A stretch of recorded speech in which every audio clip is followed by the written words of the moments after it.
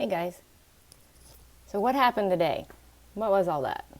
Besides my getting fed up this morning when I woke up in a tremendous amount of pain and was just done waiting. Not done fighting, done waiting. So a few hours after that, I open Twitter and I see this tweet from one of our non-federal working group advocates. And guess what this said? This said that they heard us, they saw our petition, thank you for the petition, they thanked us, and they heard us, and that it's going to come up in the meeting today's working group meeting, and it did. So, shocker, we were heard, we did it, we got heard. And Holiday even mentioned that we almost had 1,500 signatures, and it's only been up for a matter of days. So we did that. We have united, and we're figuring out how to get loud, and nothing's going to stop us now. So they saw our petition, they heard us, and they acted on it. So here's what happened in the meeting. So first of all, what is the TBDWG? What in the world does that mean? So it is a federal advisory committee. That means that there's this group of people, this panel of people that does some work, and then they advise the federal government. This one's about tick-borne infections, and so Lyme disease. And they get to write a report to Congress. And so they're this authority group, and they advise Congress on something. That's a federal advisory committee. So what our advocates did is they recommended that a new one is created, and one was just denied, voted out at the last meeting. The feds and their trolls decided we weren't going to get a new working group, tick-borne disease working group. So this was another kind of working group, with a slightly different goals, and they weren't asking for as much, but our advocates tried to get us a new federal advisory committee. And so the feds and their trolls decided, no, we're not going to get that. So there are 7 non-federal members on the working group. They always put in people they know will vote with them in our slots. So we only have 4 real advocates on the working group. Those 4 tried to get us this federal advisory committee, and they worked hard. And so the first one is denied. But that doesn't mean you shouldn't watch it, because it's really educational to watch how this goes. What you will see is the 2 feds that do these things, the CDC guy and the NIH guy, arguing how an FAC, a Federal Advisory Committee, can't work. This can't happen. And the reason they don't want this to happen is because then we would have a vote. They don't want us to have a vote. They don't want us to have a say in how anything goes. They'll say, oh, sure, yes, of course we will engage the patients. But they want to engage us by having IDSA represent us. Like the last meeting, they already killed an FAC, a Federal Advisory Committee recommendation, a bigger one than this one was going to be, and said, well, we'll just brief the patients at IDSA meetings. If you know anything about Lyme disease, IDSA does not represent Lyme patients. They're a big part of why we're here. So the goal of the feds in this clip you're about to hear is to keep us from having a vote. Step 1, step 2, part 2, whatever you say, is to maintain control of whatever this thing that the advocates are trying to create for us is. They want control of it. Oh, it can be a this or it can be a that, with the whole goal being HHS or some other agency mechanism controls what this thing is and what comes out of this thing. And they control who goes on it. So they can keep putting people like Wormser and Shapiro on it so that they have the vote and they can control what comes out of these things, so that all that the federal agencies have done for the last 40 years is never exposed. And the new things that they're doing keep from being exposed. Like everything that's driving Lyme disease medicine is to keep the past covered up.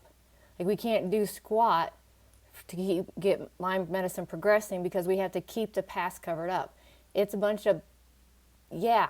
So that's what's interesting about what you're about to hear. So that's what happens throughout most of it. And then at the end, that Federal Advisory Committee is voted against, of course, because they have the 3 guys who will vote with them and they control the vote. And 2 people abstained. You know, Twitter's a wonderful thing. If we figure out who the people are that abstained and convince them don't abstain, then I think the vote would have gone the other way. And if we could get at least one of the guys, you're not going to get 2 of the trolls to change their vote, but one of the trolls, I can't call him a troll, I guess, one of the people who voted with the feds, who I wasn't sure always votes with the feds, but he sure did this time and screwed us over. Maybe he could change his vote. But tonight, they lead into the second part of the video, and the second part of the video is when our advocate Betty brings up another recommendation. So they didn't let us have the FAC, and they kind of like dangled, well, we'll do something else, you know, for us. They're going to kill that one, but, you know, for this whole building bridges facade, we'll let you have something else. And so the next something else is what our advocates are investigating tonight. If we can't have a federal advisory committee, what other federal level government mechanism is there that patients will get something from? So in Lyme medicine, we'll get something from.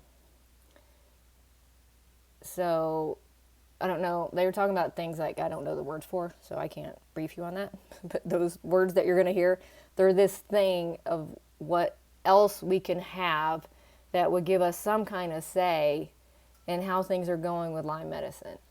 And if we get some kind of thing, then that gives us like some credentials so that when we don't behave like they want us to and we're not controlled like they want us to, like nobody will volunteer that is a real advocate for this crap because they know the feds always control it. But if we actually had something that would give us some credentials and got enough people on it that don't cave to the people that control Lyme medicine, then even if we don't have the vote, we can put something out and we have those credentials on our back. So we can still spill all the beans. We can still expose and disclose. And we can still change Lyme medicine, finally. So that's what happened today. It's exciting. And tomorrow will be the rest of the story. And it starts at 12 Eastern Standard Time. And this is the very first thing on the agenda after public oral comments. So people are giving their verbal comments tomorrow. And then this is the first thing on the agenda is this other mechanism thing that they made it sound like they would go for because they don't think it's going to have much of an issue for them because they're going to control it. But even if they control it, is there anything we can get out of it? So that's where we're at. You guys, you made a difference. Everybody who signed the petition, everybody who's going to sign the petition, you're awesome. What we've gotten from Lyme is, I need a moment, our ability to keep fighting. It has fine-tuned us, beat us down, made us build ourselves back up into our true selves and who we are. And now we have this ability to keep fighting no matter what. You keep hoping. And we've done that. And we're here. And we're now. And we're fighting finally. And we're united because we've all been through this experience and we know what each other has gone through. And, you know, there are no words. You don't have to say anything. We know what that other person's been through. We know what they've survived, and we know what that took.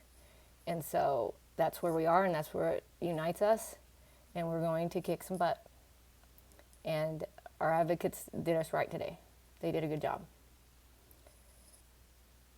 I hope they write minority reports and I hope they kick ass. But right now, today was good. All right, even though we didn't get the Federal Advisory Committee, they were never going to let us have that. So maybe we'll get something, but at least our advocates listen to us. It's never happened before. We've never tried this before. Like, nobody's ever done this. So it's happening, and it's going to keep happening because we've found a way to be loud and united. Alrighty, enjoy the video. And don't let it get you down. Like, we know their tactics, we can fight their tactics. Just, expose somebody who's like constantly lying and stuff, then everybody knows they're lying and nobody believes them anymore. So don't let it get you down. It just, now we know. I knew, but now you know. Alrighty? Right. See you tomorrow. It's going to be cool. Bye-bye. Great, thanks, Holiday. So I think the next agenda item is to look at the access to care. And I think there we still have to go and look at the recommendations, and I'd like to start with the recommendations if possible. I believe that Rebecca and Betty have put up a new version of their first recommendation, and if we could bring that up and have that read, that would be great.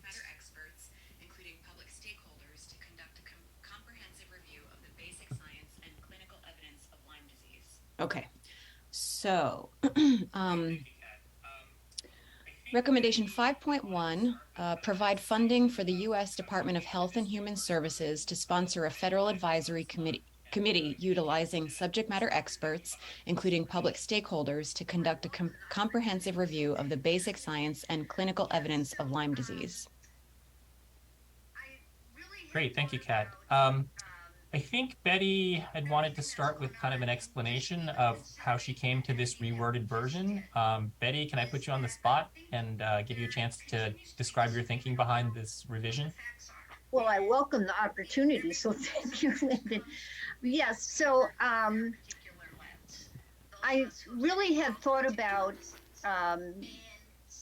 everything that's gone on, and just even considering the editing that we just did, is that I think there continues to be disagreement over what the facts are. And everyone sometimes comes to reading a paper through their particular lens, those of us who have been involved with tick-borne disease.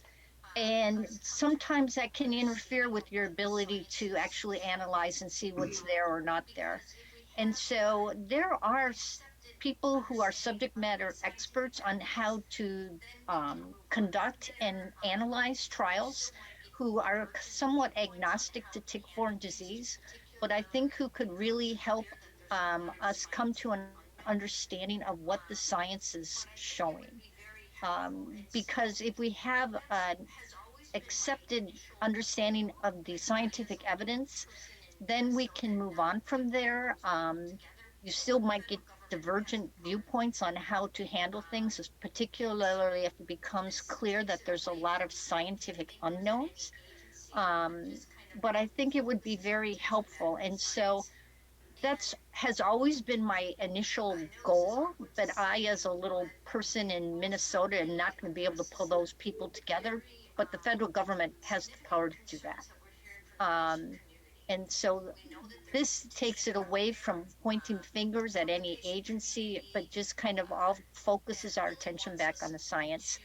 And I know this is awkward to say, but it also really addresses the very significant concerns that we're hearing from the patient community.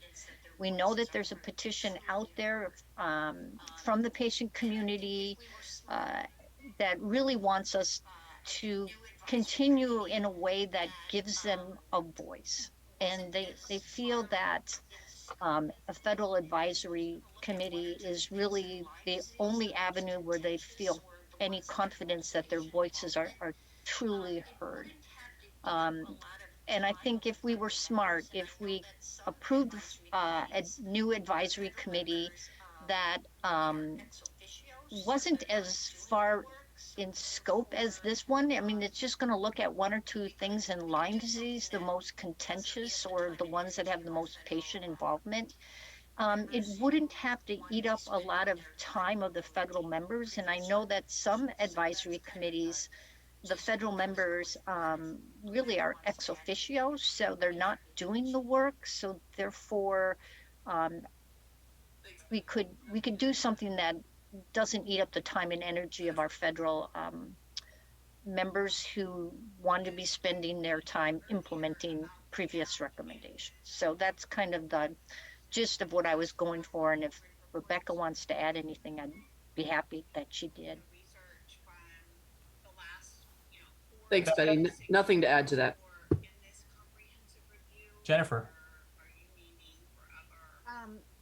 You know, to my point earlier about the gap in the recent literature that wasn't even addressed in our working group reports, are you mainly referring to the research from the last, 4 to 6 years, or in this comprehensive review, or are you meaning for other?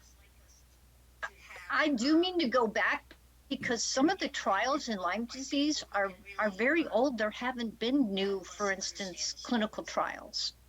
And so what we think is our foundational understanding, I'm not all sure that what we think we know is what the science is actually saying. So I would just like us to have an independent look by people who can really help us understand the science. Monica? Right. Yeah, I just want to sort of clarify that this is not the FACA that we voted on before, but this would be like an advisory panel sponsored by HHS, focused exclusively on reviewing the literature as it pertains to public education and clinician education. And I think I too am aware of the petition and the need to involve the public in terms of their ability to provide comments throughout the process, because I think there's as uncomfortable as Betty mentioned it as it is to say, I think there's concern that at the end of this working group, we hand everything over to the government and no longer do all the stakeholders have a voice. And so I think, this is an potential avenue for involving all stakeholders in the next iteration of implementation for the working group. Thanks, Monica. Ben? Well, I don't know if Betty was going to reply to Monica. She's welcome to go and do that. Otherwise, I have another thought that I wanted to put out. Thanks, Ben. I would reply to Monica. Yes, this was intended to be an advisory committee that is there to say it's to inform, but not to make additional recommendations. So it sometimes the federal government just needs experts to give them information, and I think this is what I was intending. Nothing beyond that. So thanks, Ben, for letting me. Great. Back to you, Ben. Yeah, thanks. I guess I read this and provide funding, to sponsor a federal advisory committee to pull this group together just to review the basic science and clinical evidence. I am struggling with how that is a role of the federal advisory committee, because by definition, I thought they made consensus recommendations to the government. Maybe I'm wrong, but what I was thinking, Betty, that would make more sense to me, because I think this is a great idea. But why not say provide funding to HHS to sponsor an Institute of Medicine workshop, to do this very thing, and to actually to take all that information and put it together with public involvement is all. And to the point, maybe you've heard about this or not, but the Cohen Foundation, together with us at CDC and I think HHS as well, have funded and will be sponsoring National Academies of Science, Education, and Medicine, Engineering and Medicine, NASM workshop this summer in June to look specifically at chronic disease outcomes from infectious diseases as causes of chronic illness, okay? And with the idea of using persistent Lyme disease, post-long COVID, MECFS, to pull people together who are experts in all of these areas and to really define the state of the science, to do a comprehensive review of what we know about this issue, and then to put together, some sort of thoughts and recommendations to guide the science in this field, which is what IOM and NASM do such a great job at. So I would just suggest, the recommendation I would be supportive of would be to provide HHS funding to sponsor an IOM workshop on this topic. That to me would make sense as the way forward on this rather than a federal advisory committee. But I just don't think that's, to me, I'm struggling with why do it that way. Over. Betty, I'll give you another chance if you want to respond directly to Ben before I go to Holiday. I like your idea, but I guess I'm still trying to work in that patient involvement angle, the public. But I do want, maybe we can ask Jim, because it was my understanding that there are some federal advisory committees that just say, hey, we've slogged through this for you and here's what you need to know. So that are more informative rather than making recommendations. But maybe Jim or Kay or someone knows could jump in or answer that specific question. Hello, Betty. I'll start out and then I'm going to turn it over to Kay. I mean, my experience is that I'm the designated federal officer for the Advisory Committee on Blood and Tissue Safety and Availability, and we do make recommendations.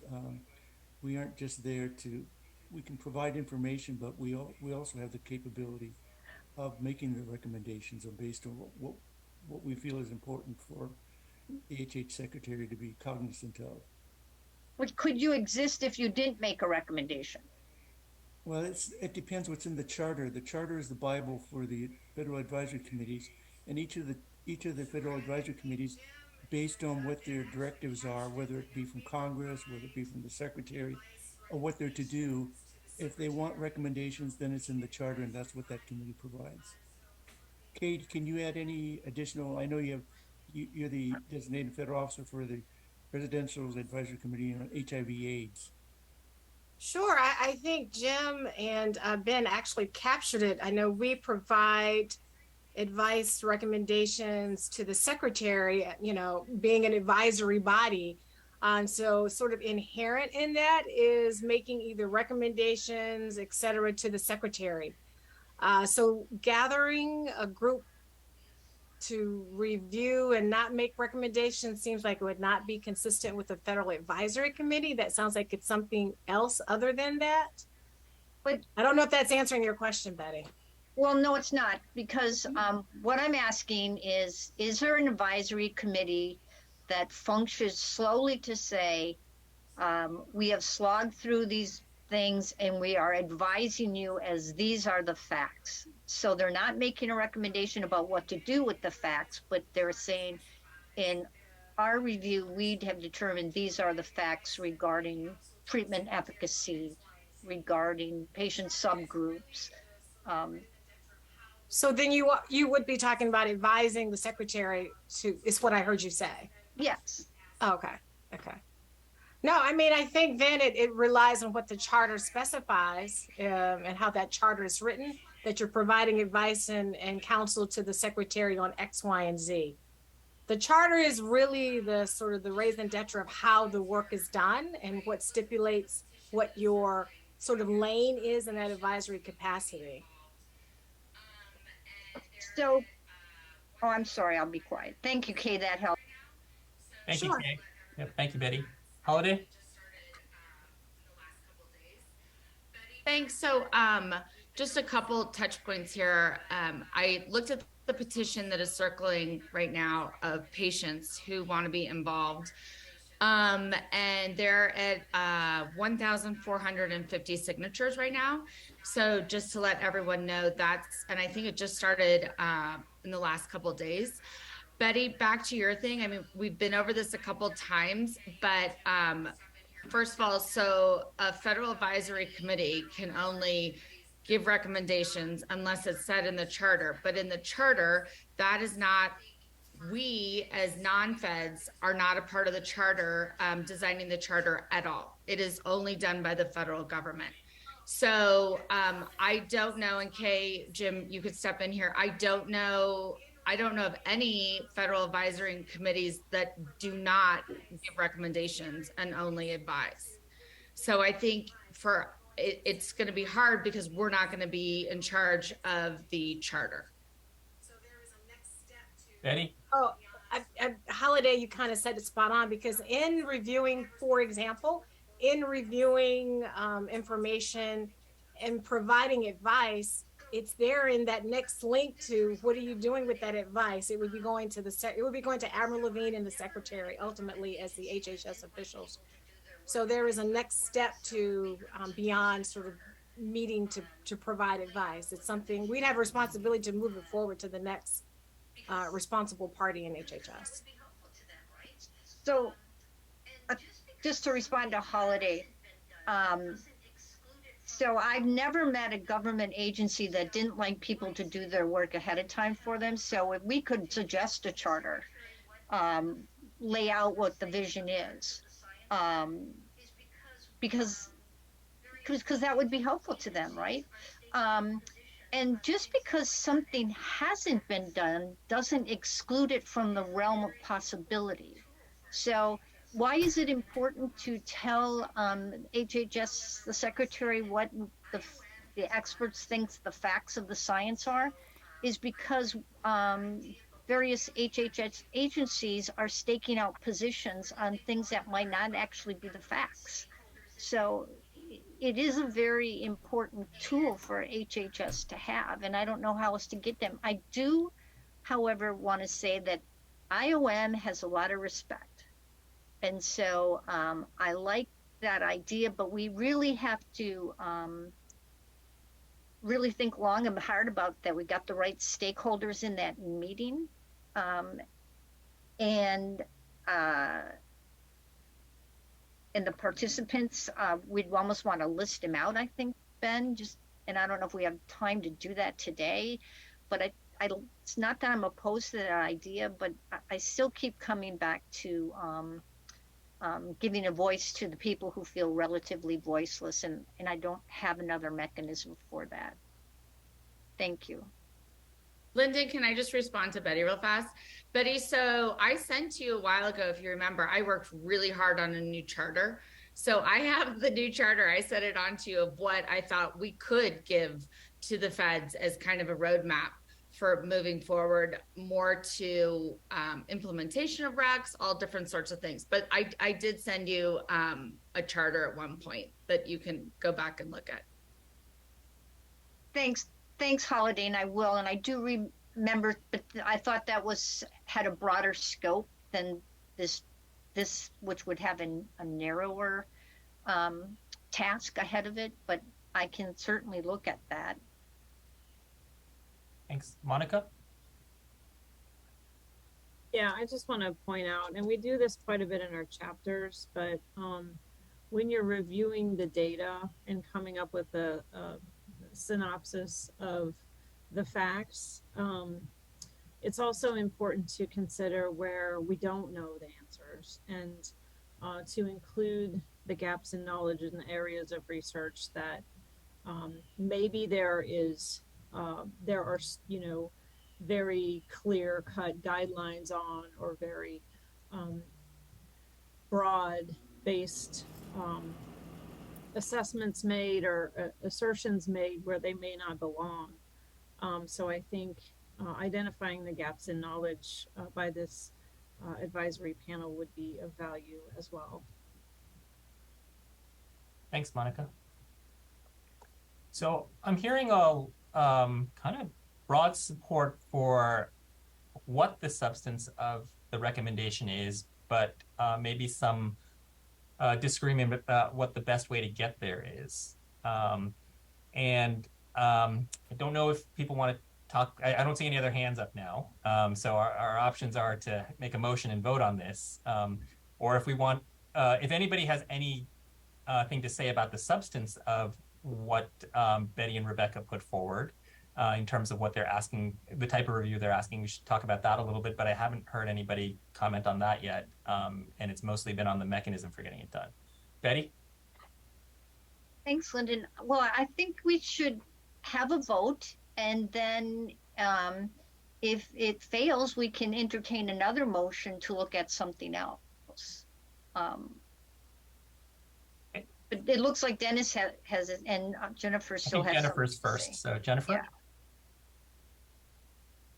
I would like to hear more from Ben, or perhaps Dennis was going to address this, about the mechanisms of using the Institute of Medicine suggestion. Like, how would that work? I know they have roundtables, a workshop. I'm not sure if that's like how that actually happens in reality. Thanks, Jennifer. Dennis? Yeah, so my concerns would be that this process distracts from breaking new ground and trying to understand the pathogenesis of what the groups that have continuing problems are actually experiencing and how to change that. So if you look at the Fallon study and you look at the Krupp study, neither of them recommends uniform treatment for people with persisting symptoms. In fact, they say the evidence weighs against that for the majority of people. What they do say is we need to understand what it is about these off-target effects of the antimicrobials that are making people feel better, so we can explore better ways to address the illness. In terms of age of studies, the European study was published in 2016, more than 15 years after the earlier studies, and had over 250 subjects who were antibody positive to Borrelia burgdorferi. So I just think that we're wasting our time disagreeing over the study until we find somebody who supports one of the other camps, and are distracting ourselves from advancing the science to find better ways to manage and treat and help this patient population. Thanks, Dennis. Ben? Yeah, so I'll respond to Betty's question at the end and kind of a request for a little bit more information about this, and also Jennifer's. I just think for what we want to accomplish, and, you know, in all due respect to Dennis, I think there, you know, my opinion is not a whole lot different than his, except that I recognize the fact that there are some very highly varied views on what these studies show and what they don't show, and where the state of the science is, and what data may have not been evaluated. And, you know, I concede that there's a lot of differing opinions on that. And I just think this is what IOM does best. And I think, you know, I can't support this recommendation for a federal advisory committee, because I just don't see this is what a FAC does. I mean, is in, you know, to research this and define the state of the science. But I would support, you know, the same thing, but say provide funding, you know, to support an IOM workshop or panel or whatever that would have the diversity of views and opinions, that would have a venue for public input, you know, whatever else, and to see that, you know, to everyone's satisfaction, that this has been looked at in great detail. And these are the gaps, these are the needs, this is the science that, you know, needs to be done for us to move this forward. And I think this is what IOM does best, personally. And Ben, could I just ask you to clarify for a second? What would be the end product result of the IOM review? Would it be a report? Would it be, would the workshop be open to the public, or are they usually carried on behind closed doors? No, they're open to the public, and the deliverable is a report that is a report on the state of the science. And frequently they indicate gaps in what we don't know, and then sort of recommendations on what the highest the highest priority issues are in moving forward. And there've been a number of IOM or NASEM workshops and panels I've taken part with on in the past, on emerging infectious diseases, on climate change, on One Health, on national disease, international disease surveillance systems. And I find these reports they carry weight, and they have a wealth of expertise that goes into this. And I just think that really fits well and what the need is, personally. Thanks, Ben. Betty? Let's let Monica throw in her stuff. Okay, Monica? That's right. Oh, I just have a question about the IOM. I like the sound of it. I was just wondering how the panel members would be selected in that case.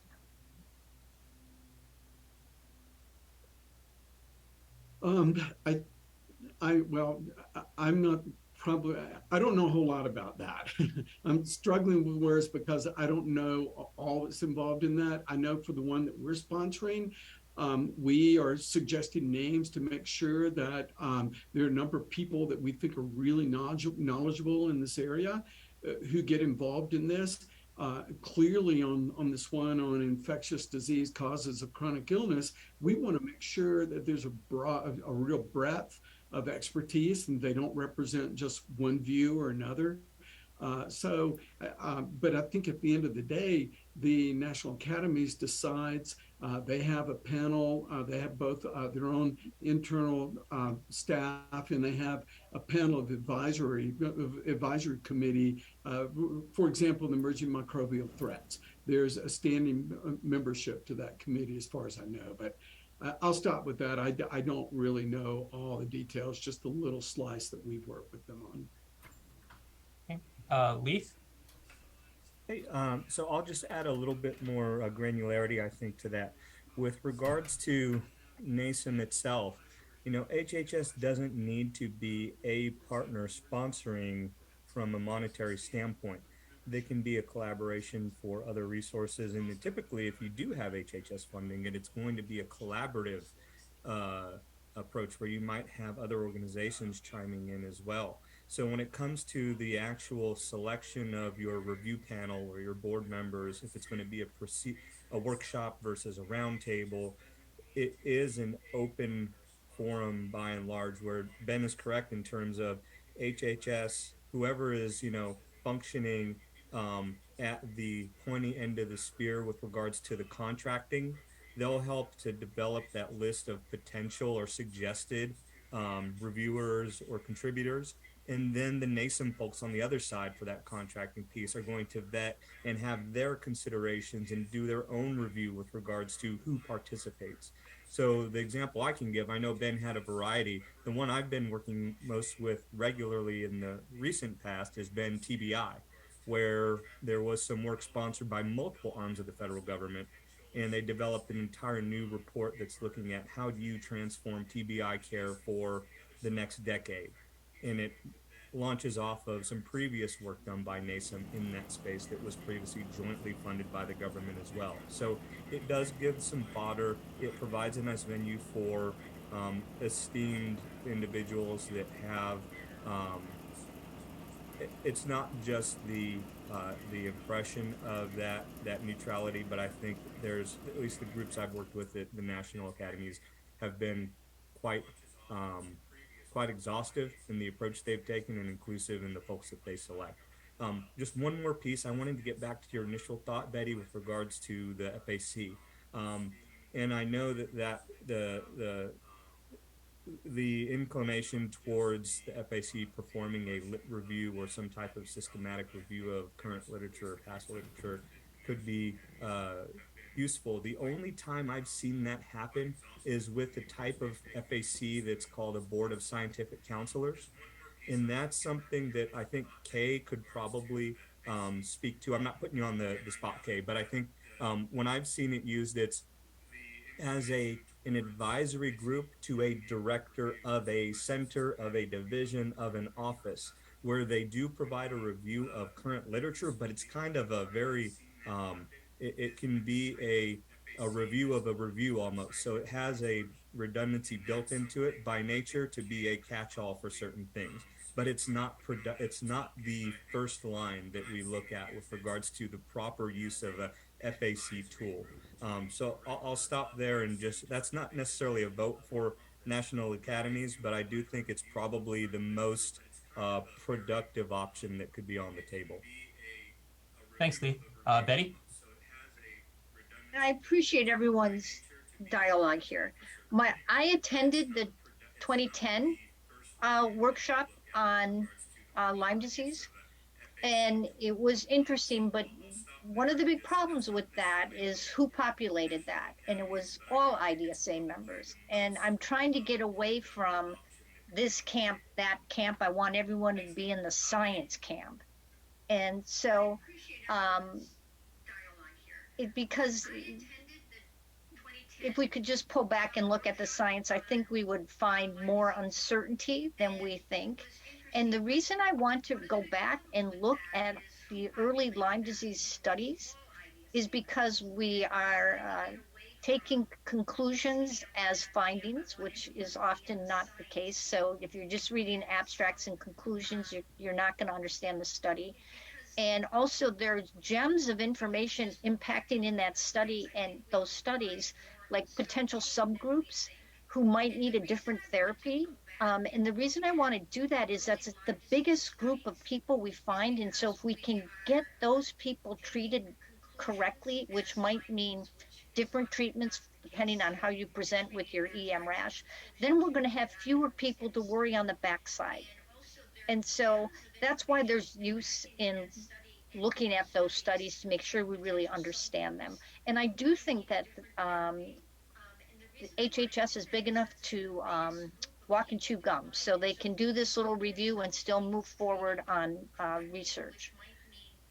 So that's what I'm thinking, but I don't want to belabor this. I think if we have a vote and the FAC doesn't pass, sad, then we could go right back to the National Academy and wrap this up. Thanks, Betty.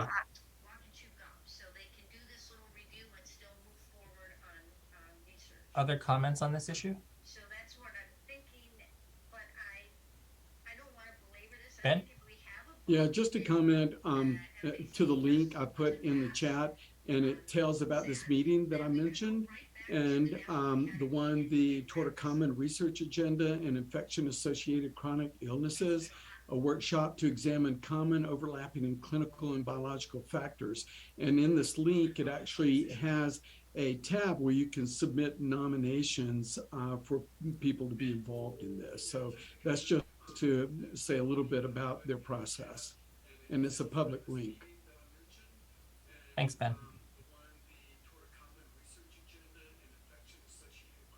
You know, in this upcoming Institute of Medicine panel, are they going to be addressing kind of regulations for managing patients where there's uncertainty, or and how to take care of them? Because I will say, in looking at our recommendations and in the recommendations of the previous tick-borne disease working groups, I've seen a couple already about looking at websites and that information, but I haven't seen a lot of stuff that actually helps current patients. And I think a lot of us struggle with what to do when when the guidelines don't say anything, right? Because there's not enough information to give you a guideline there. And I'm wondering, do you know if that's on the agenda for them to tackle? Yeah, all I can tell you is what it says. There's a pretty good description of this at that website I posted. And there are 4 4 objectives to identify common and overlapping clinical and biological factors, et cetera, to look at the current practice and novel technologies, to develop diagnostic tests for different stages of illness, identification of therapeutic targets and strategies to prevent or impede chronic illness progression, and then coordination and collaboration among various stakeholders and practitioners that will increase research. So it doesn't go in the direction of guidance or regimens for clinicians, but it would define maybe what people have done and what seems to be working or not. But you can read that. And I think a lot of that's still in the planning stages. Sure. Thank you, Ben. Actually, I hadn't meant individual regimens because, I think for a lot of these, boy, it would be hard to look at that data and say you can come out with a regimen for this specific group of patients. Again, back to the issue of not having great diagnostics, but more along the lines of, and I know this is in your chapter, Betty and Rebecca, what to do. How should physicians proceed when there's not evidence and guidelines to tell them how to proceed, and what to do with patients? There are stories now that are in our report about people who haven't been able to get care that they wanted because they've been denied the insurance. There are physicians who are, who are practicing outside guidelines who, are also coming under scrutiny. And honestly, I don't know how to feel about that. I think it's a very complex issue, and that is something worthy of a much larger review, I think, because the issues are very complex. I would say, I'm not sure, I've talked with Betty about this before, but I myself have done things that are outside the guidelines when it comes to patients with, hand-resistant Acinetobacter. And we do things, there are no guidelines on how to treat them, and we do things outside the guidelines, but nobody comes after my license, right? And during COVID, we all did things that were outside the guidelines, and many of them proved to be wrong, I think, in the end.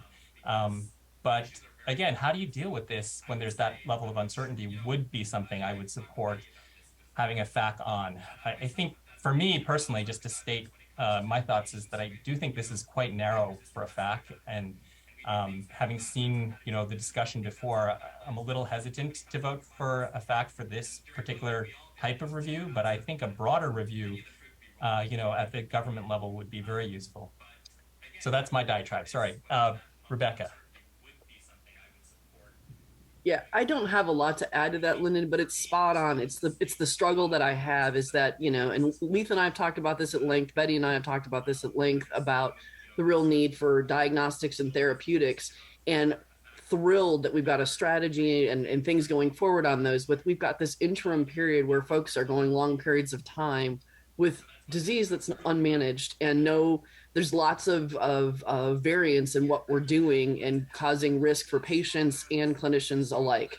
And I think that is what this is trying to look at. Whether the FAC is the exactly right mechanism is a struggle for me, because I don't know, regardless of which mechanism we pick, it has to do with who we put on those in the position of making sure we've got that variety of opinions. And I'm not sure, no matter which thing we pick, we're going to get that. And so, I don't know how to craft what we need to make sure that happens, or even making sure we've got the right mechanism. But I know it's a real need. And if we're only going to wait for diagnostics or therapeutics, there's a window where I think we could be doing better by patients. Thanks, Rebecca. Betty? Well, thanks, Rebecca, for that. And Lyndon, you're right. When there's no guidance, you can get crazy situations. I had a clinician where he got insurance to approve additional therapy only to have a pharmacist refuse to fill it. And so it's really a sad gap that we have all these patients falling into. And if we can find a way to address that would be outstanding. I'm hearing everyone's feedback on the advisory committee, but I really don't know that we have a transparent mechanism other than that. So that remains, transparency remains my concern, because if we don't have the right people at the table, no matter how wonderful the National Academy is, they're not going to get us where we need to go. And so I don't know if we have a way of controlling that. But I think, I don't know, I think people might be tired, and maybe we should call the question, and then if it doesn't succeed, then we can move on to structuring something that would succeed. Okay, so I don't see any other hands up. Does somebody want to make a motion? Well, I certainly do. Go for it, Betty. I move that we approve recommendation 5.1. Okay, do I? I'll second it. Great. Okay, should we take a vote? Jim? I'm ready, yes. Again, just a reminder, vote either yay, nay, or abstain as I call your name. Holiday. Yay. Lyndon. Nay. Monica. Yay. Betty. Yay. Jennifer. Yay. Sunil. Nay.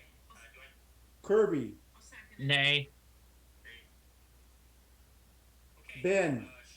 Nay. Rebecca.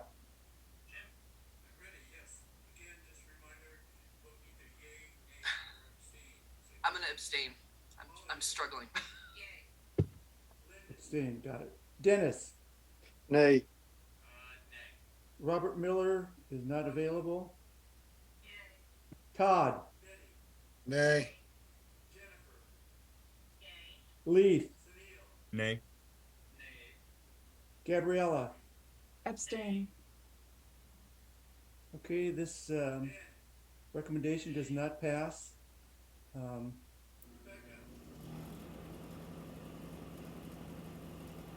There was 4 yeas.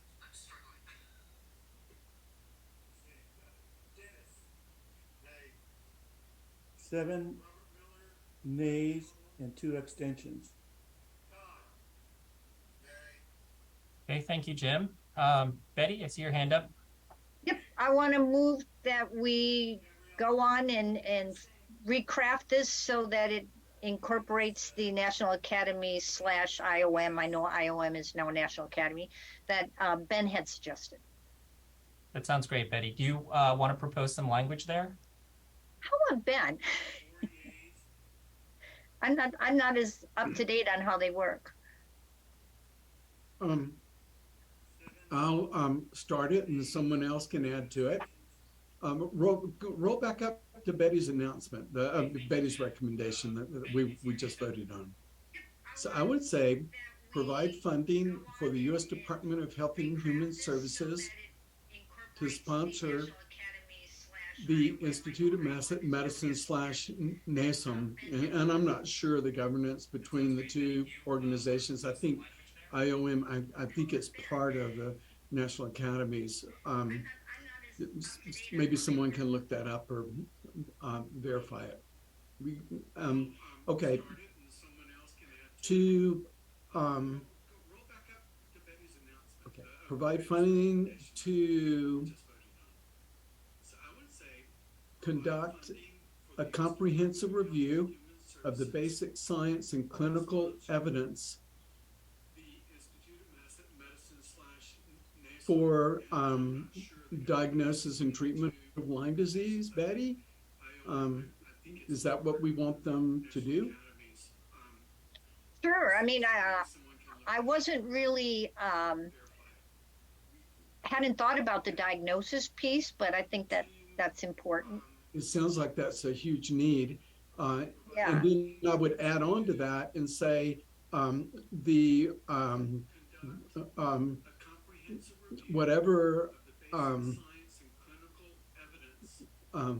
whatever mechanism IOM uses for this, whether it's a workshop or panel or whatever, they have a number of different sort of things that they can do. I would, emphasize to your point, Betty, that it includes a diversity of experts um, who represent the full review. I mean, we can pull the same language that we use for this, our federal advisory committee, that have the full range of professional views and opinions on this topic, something like that. That's a good start.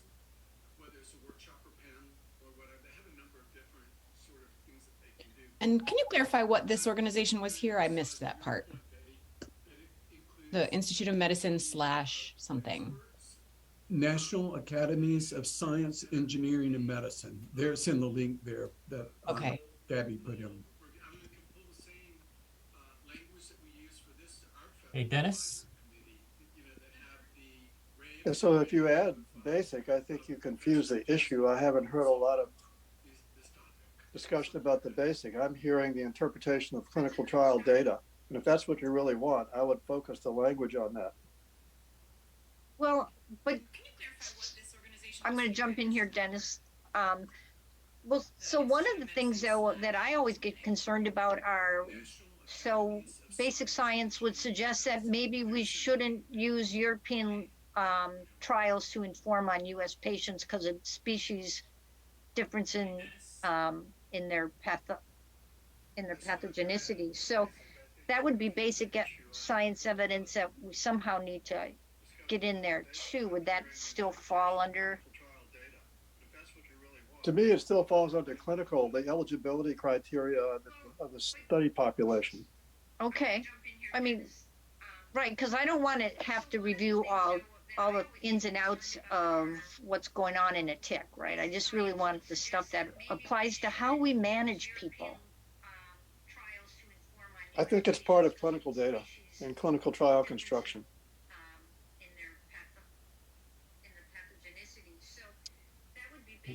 Jennifer?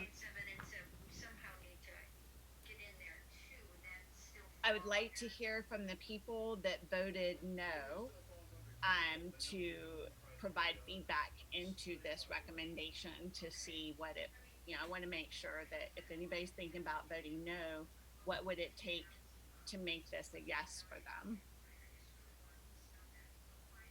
Okay, so I'll say as somebody who voted no, it really was just the fact. It had nothing to do with the substance of this as a mechanism. So I don't have any problems with this at all. I guess one thing, hearing what the concerns are though, is there anything we can strengthen so that the need for transparency and a broad stakeholder group is even more strongly conveyed? I mean, from the conversations that we were having, that seems to be the big concern with using this mechanism versus the FAC mechanism. And is there something we can include in our language that would, we only make recommendations, so in either case, they would just be recommendations, but is there anything else that we should consider in putting here? Kirby? Yeah, I mean, my concern was the same as yours. I was a little uncomfortable with the FAC approach. There's a lot of unanswered questions on its, the structure, mechanism, and that kind of stuff. But what you have right now is leaving out that whole part in the original one. You have including public stakeholders or perhaps interest groups, because we do have our various Lyme groups, which were actually reviewed just previously. Before the break, and what they were working on. So I think, instead of just a diversity of experts, you need to get that including public stakeholders and interest groups or something like that are included in that as part of the recommendation. Thanks. Dennis, is your hand up from before, or do you have a new comment? I have frozen shoulder. I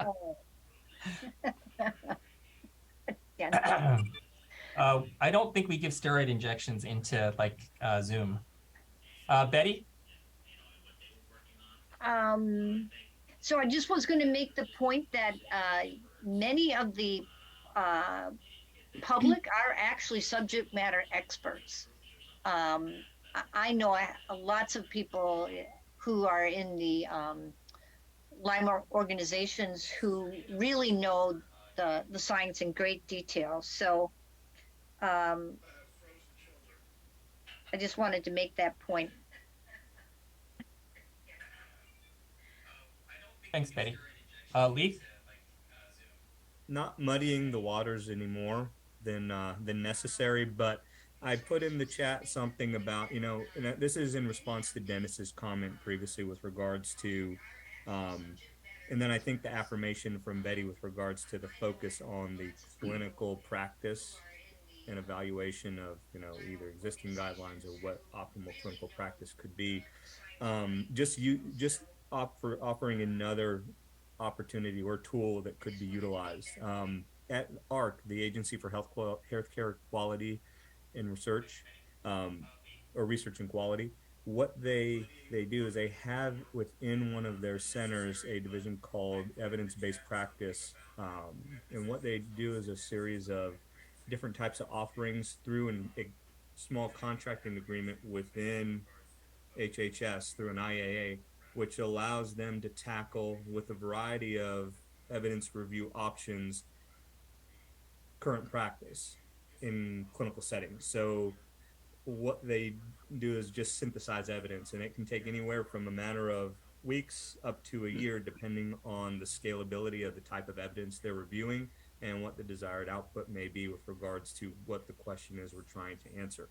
The thing that's nice about that is that you're able to have almost like a consultation with them, and they have a variety of folks that are, well-known healthcare researchers that have familiarity with a broad variety of topics. I don't know if I've ever seen an EPC review that was conducted on this area of clinical practice, but it's an option, and it's a really well-known and well-regarded entity within ARC, and that's the place where healthcare quality research is done within HHS. So it's just an option. And I just offer that if folks want to take a further look, and it's something that's done on a regular basis. Thank you, Lee. Betty? Betty, you're on mute. So I appreciate the enthusiasm that people are bringing to this conversation and try this venue or that venue. And it's challenging, right? Because we are here at a meeting in late October trying to figure out where's the best place to house this. Something tells me I should sleep on it overnight. But with regards to stakeholders, I think we would just use the language that we had in our, if you scroll down in the rationale, it tells you who the stakeholders should be. If not for this, keep going.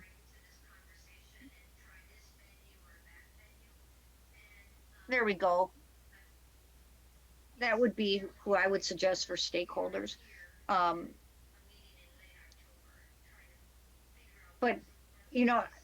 I'm not familiar with the newest one that Leith just brought up.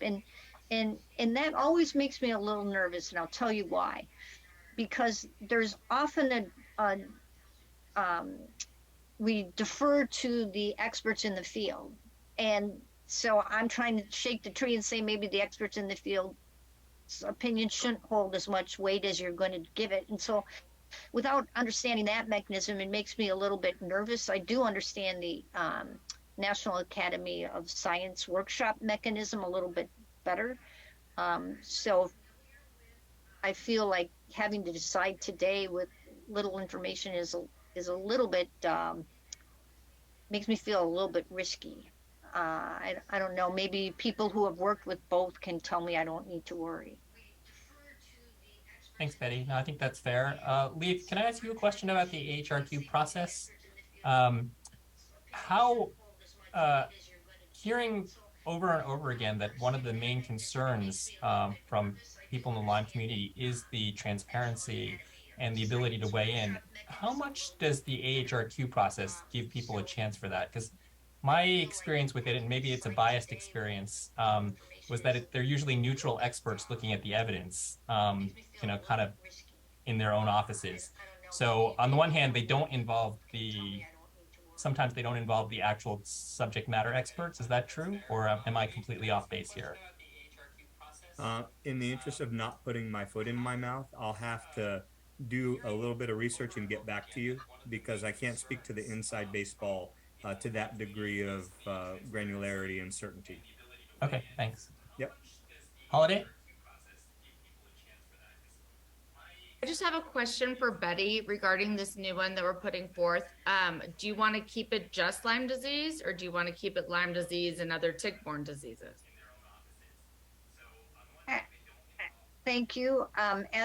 At the risk of, I'm not trying to alienate anybody, and I love being inclusive, but right now the problems that we're running into is different for Lyme disease, because there's raging controversy and very widely different even interpretations of what the findings are telling us. And in the other diseases, it's not so much that people are having these controversies, it's just that there's a lot of unknowns, or clinicians just haven't been informed. So I see it as different. I don't know if we broadened it out to that big, if it would be doable, which is the other thing, is because however long this mechanism takes, is that's how long we still have continued uncertainty and patients and clinicians being pulled in different directions. Thanks, Betty. I'm just wondering, is this something we need to decide on today? I mean, is there any way to get more information that we could come back to this overnight? Because I'm just sensing that there's a lot of maybe agreement for this, and so but which mechanism we use is going to matter, I think. And I don't know how everyone else feels. I hate to kick the can down the road again, but I hate to say yes to something that I'm then going to regret. Okay. I will say that we are past the time already when we were supposed to end. I don't know how long we have the studio for, which I think is the only real limitation on how long we go, in addition to people's schedules. So I guess one question for Jim and Betty and Rebecca. If we kick the vote on the recommendation until tomorrow, should we continue to review the chapter itself so we can get that done? Will anything in this vote change what you have in the chapter? Or can we move ahead and review the chapter so that we make some more progress and make sure we don't get too far behind? It looked like there weren't a lot of comments in the chapter, so I'm hoping that that goes faster. Betty, you're muted. I think you're trying to say something. As always, thank you. We didn't get any comments this last time around. And the time before there were very few, and they all got addressed. So I'm hoping that the chapter would move pretty quickly. How would people feel about holding off on a vote of the recommendation until tomorrow and then moving forwards with reviewing the chapter? Would anybody object to that? I see one hand's up, thumbs up, two thumbs up. No objections so far. Okay, so maybe let's do that, and then people can think overnight and do a little bit more research about some of these different mechanisms that might be suitable for the types of review that that you're seeking.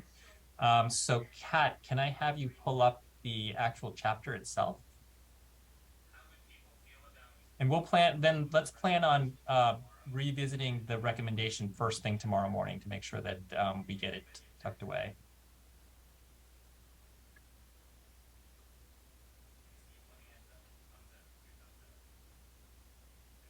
I am muted as well.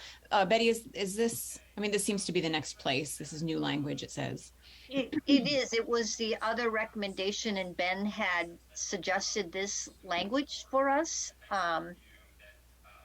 And I'll let him kind of speak to it if he wants to. Okay.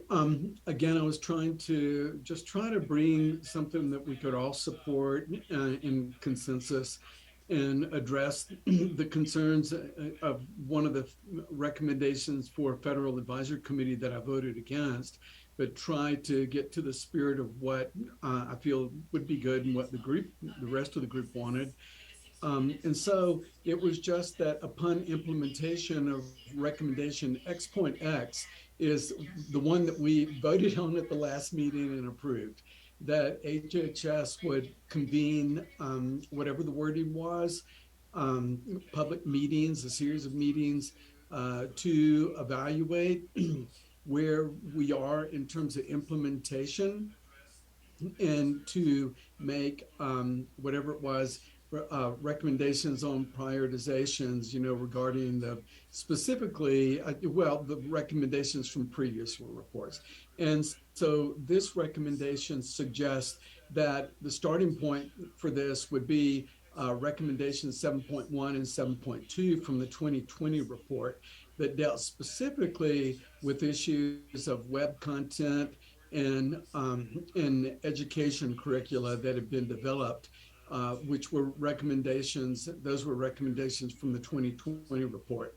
And the whole idea that these would be reviewed in a public meeting to just gather input on whether or not they've been implemented, the quality with which they've been implemented, and whatever. In other words, it would start with these as the priority, the first ones that would be looked at, because and it kind of recognizes the how important these are, particularly Betty, to you, to your committee, you and Rebecca's committee. Over.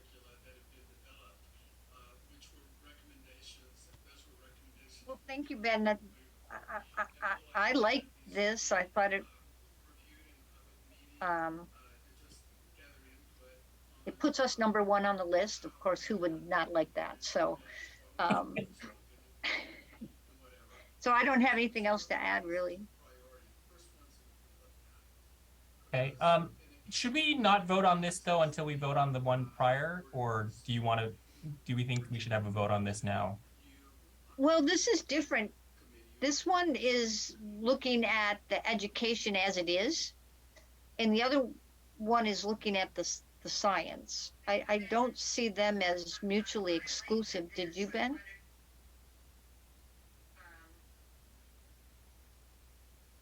I see them as standalone, different. I don't see one contingent on the other. I do see them as different issues, and that they could be voted on independently. But I do, Lyndon, to your point, recognize that we're over time for this meeting. And if there's significant discussion of this recommendation, then maybe we want to wait for it. If everything else in this chapter could be voted on, but the recommendations, and we could check that off our list. But I'll leave that to the rest of you. I have a question, Kat. I'm sorry, I don't have it in front of me, but can you pull up recommendation 5.3? Because I seem to remember there was some discussion about a blended recommendation between, and 5.3 has already been voted on and approved, right? Right. So I do remember that we had some conversation about how to blend that and, taking a vote. So I'm a little fuzzy on the details. So I just wanted to bring up 5.3 again. Can you read that for us? Sure. Fund and support continued and ongoing modification of the federal government websites, starting with the CDC and NIH websites, as well as educational materials and seminars for clinicians, the public, and public health departments to reflect the current state of the science related to, these are some changes, I think, that, anyway, I'll just read it. Current state of the science related to persistent Lyme disease / chronic Lyme disease, which is limited, emerging, and unsettled, and to acknowledge that there are divergent views on diagnosis and treatment of patients with PLD, CLD. Oh, and the original wording, it looks like we have over here. I think Betty. Okay. And the original wording has been voted on and approved. We would have to vote again for these changes. Is that correct? According to Jim, it was, but these are not substantive changes. They were just kind of Sure. If they're not substantive, I think that's fine. If people are okay with it being not substantive, then I think that's fine. I guess my question was, how much overlap is there between the new 5.2 and this 5.3? Are they also standalone? Well, this one is specific to persistent Lyme disease, and the recommendation that we just did, 5.2, is a broader. And this one is already being implemented. I guess I didn't think I had the power to undo a vote, so I didn't undo a vote. Okay. I guess, again, it gets back to my concern that we have a lot of recommendations focused around website review and all of that. There were 2 from the previous reports. And just, it seems like a discrepancy given that we really don't have anything, to recommendations about what to do with current patients who are suffering. So I look at that and that gives me pause a little bit. But how would we, as a tick-borne disease working group, put together recommendations for? I think that's beyond the scope of our work. Oh, absolutely. No, it would be. This is completely separate. I'm just saying that this is a lot of recommendations focused on kind of website material, that kind of stuff. No, what I would have recommended for the other stuff would have been to pull together a broad stakeholder review that information. That I think would have been, very relevant for a FACA. But that's a separate issue, and I think we're done with that. So sorry, I don't mean to drag this out so that we're here until midnight. But if there's a way to combine, for this part, I just wanted to say is there's a way to combine 5.1, 5.2, 5.3, into something more concise that covers what you want out of it, without devoting so many recommendations to it. That would have been my preference, but we've already voted on 5.3. It's accepted. If we want to go ahead with 5.2, I'm happy with that too. That's fine. I don't have a problem with the content of it. But that's a separate issue, and I think we're done with that. So sorry, I don't mean to. In a perfect world, I would try to go back and do that, but tonight I'm already going to be looking at which mechanism for 5.1, and there's only so many hours in that. Yeah, no, I understand that, Betty. Yeah. And by the way, you've done a great job on this. I know for the record, you've worked really hard on this and been very amenable to listening and changes. So I really appreciate all the work you've done on this. Well, everyone's working hard, but thank you, Lyndon. But so I don't know, what do you want to do? I'm sure people need to know where we're going. In a perfect world, I would try to go back and do that. I think my preference would be to not vote on any of the recommendations right now, move on to the chapter, see if we can get the chapter approved, and then revisit the recommendations tomorrow morning with kind of fresh brains. Okay. Is that okay with people? So I have a quick question. This is Kat. There's 2 bits of text here, so I just want to make sure we're clear on which one is going forward. So what, in the body of the text, see how it says recommendation XXS? We didn't want to spell out what XXX does right in there, because then you lose the remaining. So this is just an explainer of what XXX is. Okay, just for the reader. Yes. Okay.